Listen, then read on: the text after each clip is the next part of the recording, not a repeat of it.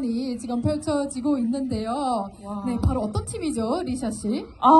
이게 또 그 아방가 팀이죠. 이방가죠. 네네네. 네네. 이방가 네. 팀이죠. 네, 이방가 팀은 작년 제6회 서울 아프리카 페스티벌 아프리카 가 탤런트 무대에서 우승한 팀이죠. 이 팀이. Right, so Ibanga are the winners of the Africa's Got Talent stage at last year's 6th Seoul Africa Festival. So that's their performance, their special performance before the fashion show.